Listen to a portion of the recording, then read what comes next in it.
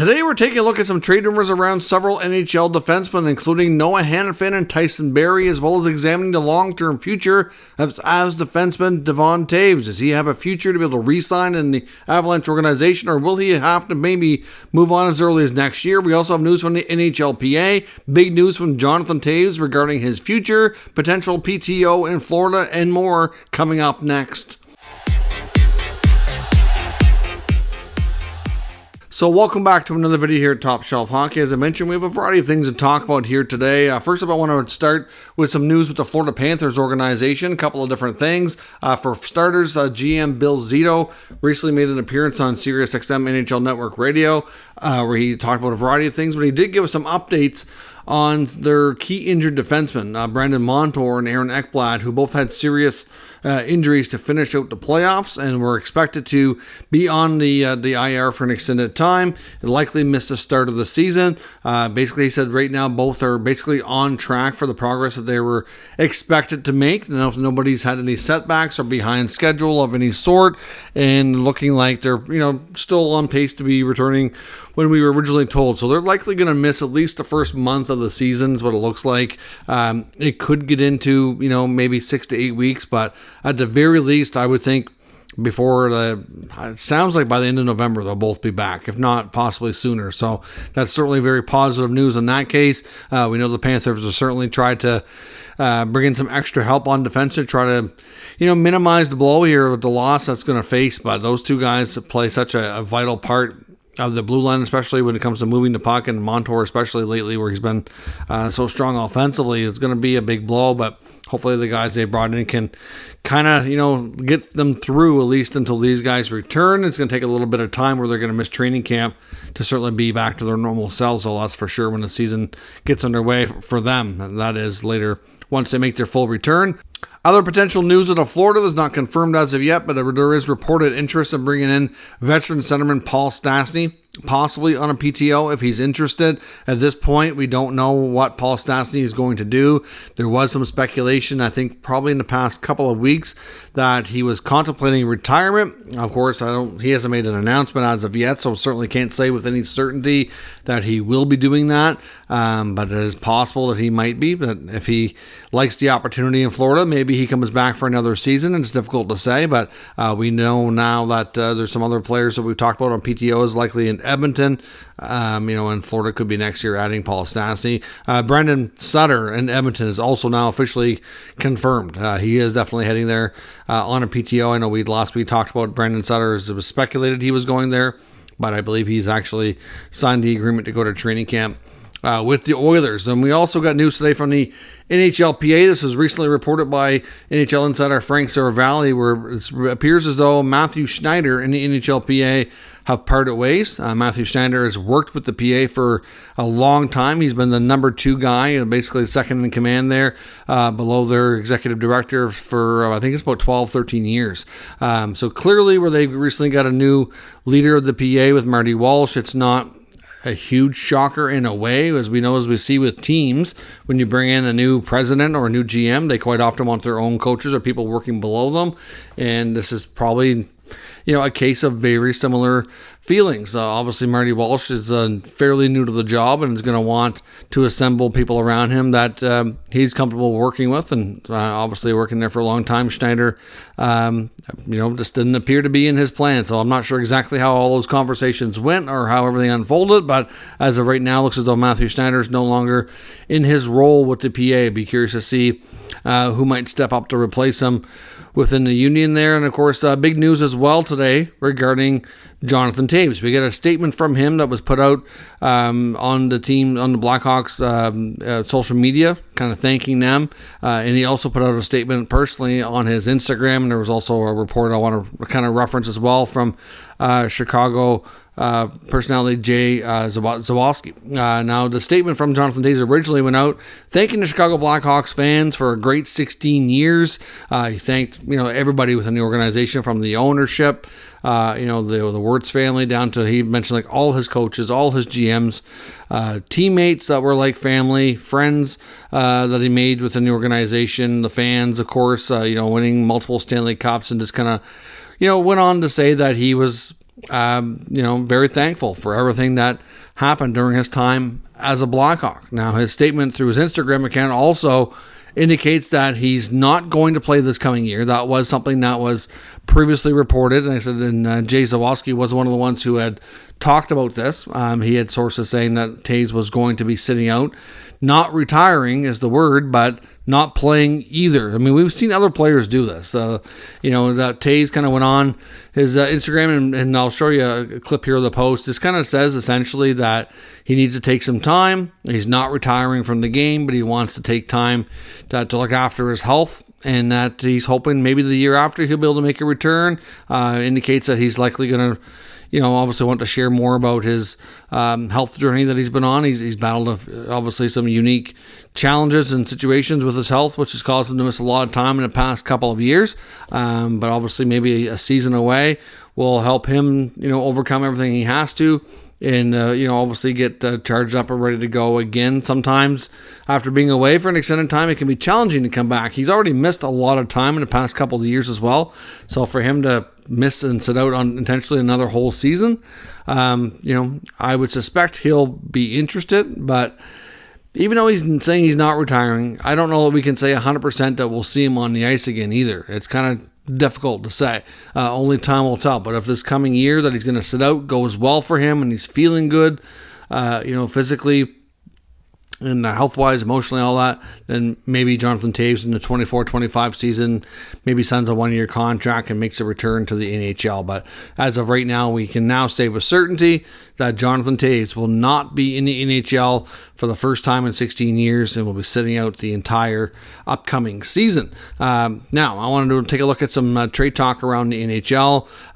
One I want to look at, and this is not a trade I don't think we're going to see anytime soon, but there was an article from Avs writer Peter Baugh for The Athletic looking at the long-term future of defenseman Devon Toews. Now, Devon Toews is probably one of the more, I think it's fair to say he's underrated. He doesn't get the spotlight, especially in Colorado, because he plays with Cale Makar. Cale Makar is one of the best, if not the best defenseman in the world. So certainly, garners a lot of the spotlight there. And Toews has kind of fit in like a glove since coming over on a steal of a trade from the New York Islanders, and really kind of taken upon himself to be that number 2 guy there in Colorado. Now, he's on a bit of a real steal of a contract right now as well, only making over $4 million, but he's entering the final year of that contract. So the reason Baugh is talking about him here is just examining his future, basically saying, not that he doesn't see the Avalanche trading Toews. Obviously, right now they're in a situation where they're in win now mode. They're trying to make another run for a Stanley Cup if they can. Certainly, they're not going to want to trade one of their top players when they're in a predicament to do that.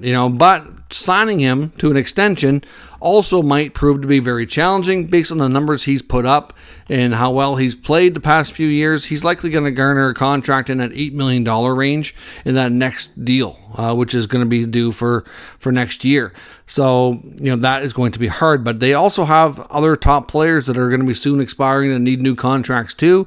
You're looking at guys like their goalie and Georgiev, another young defenseman, and Bo Byram. Even Mikko Rantanen's deal doesn't have a ton of time left on it either. So they have to factor all that in. Of course, the salary cap's expected to rise more than it has for sure in the next couple of years.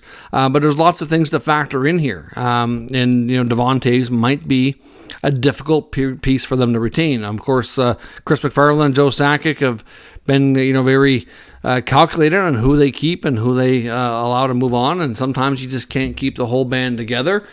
So as much as I don't think of Devon, I'm not here saying they're going to trade Toews because they can't sign him long term. I don't think that's the case. Now, if for any reason things went completely awry in the Avalanche organization this year and they were not in contention, maybe, I guess, if it comes to that, if they don't think it's going to happen. However, I think they'll do everything they can to try to figure it out. And if they are not getting to that point, the most likely time we could see a trade, if they can't figure out an extension, would probably be next offseason. If they could trade him to a team where he would sign and get something in return and try to do that instead of losing him for nothing as a UFA on July 1st, but probably be preferable. So we'll have to see where everything goes. This is not a report saying that Toews is likely going to get moved. It's just a case of saying he could prove to be very difficult for them to retain. And, depending on how things play out, it's possible that it could be his last season with the Avalanche. And he could be a very intriguing name to keep an eye on, either in the trade market later in the year or into next year's free agent crop of players. So we'll have to monitor that. The Avalanche are going to have some tough decisions to make, like many guys around the NHL. Also want to look at another Athletic article, this one from Sheena Goldman, looking at the Predators and talking about how Tyson Barrie is a trade candidate, in her opinion, that a player that makes sense for them to move. Obviously, the Preds are a team that's kind of retooling right now. They've moved out some long-term players. Obviously going through a bit of a transition phase. They have a new GM in Barry Trotz, new coach in Andrew Burnett. And certainly it's a scenario where, we're kind of seeing a lot of change. Moved on from Matt Duchene, moved on from Ryan Johansson. It could be some other names to go, and Barrie could be one of them. Of course, he came over from the Oilers in a trade late last season. Obviously, Tyson Barrie's entering the final year of his contract, so that's part of the reason why he's being mentioned here. Not an old player, but he's not young anymore either. So does he really fit longer term? You could argue probably not. Maybe for the current season for a while, sure. I can see him starting in Nashville, but I think it's fair to say that it's quite debatable if Nashville can be a playoff team this year. If not, he'll certainly be a candidate at the trade deadline again. That makes sense. Entering the final year of his contract, they have other right shot defensemen who they could put in the lineup.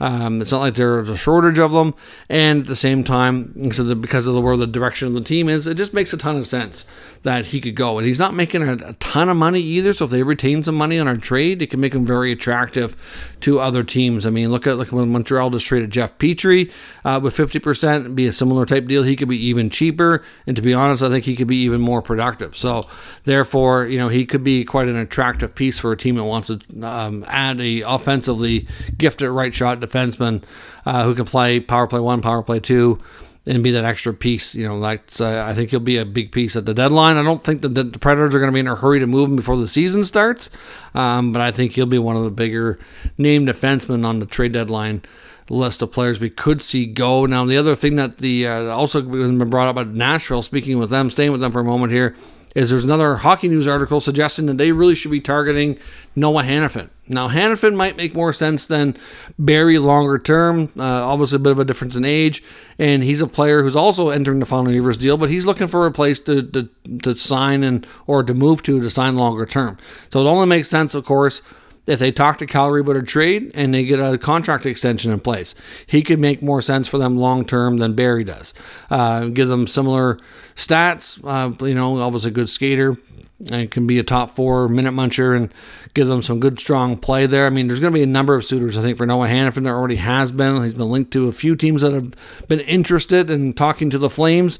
Obviously, the Flames are probably looking for a combination of things in return. It's hard to say because they have so many other question marks. We still don't know what they're doing with Lindholm or Backlund or any of those guys. So, they could probably benefit from a nice young forward coming back if they could get that, or a first-round pick, something along those lines. Nashville also has some younger right defensemen they could include. Of course, if they move like a Dante Fabro in this trade, that might be intriguing to the Flames.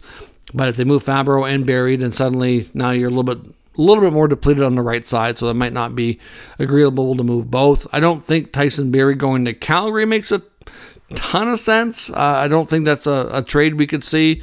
If they were a better fit in each other's town and team, maybe they get traded for each other and each sign an extension, but I'm not sure that's really what would be better for both teams. I mean, the way the Flames are constructed, I don't know that Barrie's a great fit there, but we'll have to see. Obviously, obviously Calgary and Barrie, I don't know. I'm not sure that makes a ton of sense, but either way, there's definitely teams that would be interested in Barrie. There's definitely lots of teams that's interested in Hanifin, and I said the Hockey News feels like Nashville should be high on that list, that they would be able to give him a long-term contract that would satisfy him. He could be a good fit there long-term, and they have some pieces that could satisfy the Flames, whether it be a young D, like if they want to build a package around Fabro, and whether it be some picks, picks or another young player or something, that's certainly, reasonable that they might be able to work something out. So let me know your thoughts on all of today's news and rumors down in the comments. We'll discuss further. If you're new to the channel, make sure you subscribe and stick around.